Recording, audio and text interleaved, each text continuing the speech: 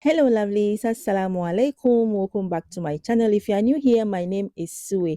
Today's recipe is a simple Bofrot recipe with one secret ingredient. So let's get started.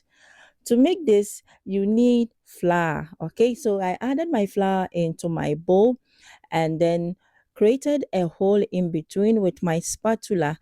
Then I went ahead to add 1/3 cup of sugar and 1/4 cup of milk powder, a teaspoon of salt, 2 teaspoons of dry yeast, and about a half teaspoon of dry parsley flakes and a pinch of nutmeg. You can skip the parsley leaves and the nutmeg if you don't want it, okay? This is totally optional. Then you stir it to make sure the dry ingredients are well combined. Then after, you start adding in your water. Per to the amount of water I used, I would leave the details in the description box.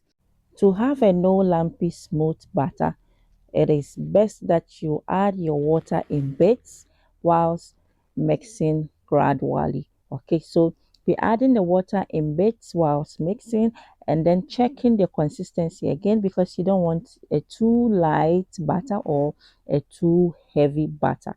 So you'll be doing so gradually. Did you see the secret ingredient? Yes, you saw it. It's the milk powder. Guys, adding milk powder to your Bofrot takes it to another level and it's a game changer for this recipe. Okay, so and it makes your Bofrot so yummy and delicious. So guys, this is the right consistency you should be having or you should be going in for. Okay, just a perfect one for me as well. So now clean the edges for a perfect finish, okay? And cover it with a cling film or any plastic at all that you have and allow this to rise for about 45 to 1 hour. Before that, I started with 2 cups of water, which is 500 ml. And now you can see the level we have here is 150 ml. So that means I used 350 ml of water, like approximately 1.5 cup or so. Yeah. And like I said, the consistency of it depends on how you want it. So you can use 1 cup or exactly the amount I used for this recipe. And like I said, I'm going to leave the full details of the ingredients there. So now the butter has fully risen and even fallen down because I was caught up doing something and I couldn't come back to within the 45 to 1 hour. So now I used another spatula to deflate it, that's to take out the excess air from it. Whilst then I'd already heated or I've already placed my pan on the fire and added my oil already. So I use the stick to check if the oil is heated. And when it is heated, you could see some bubbles forming around your stick.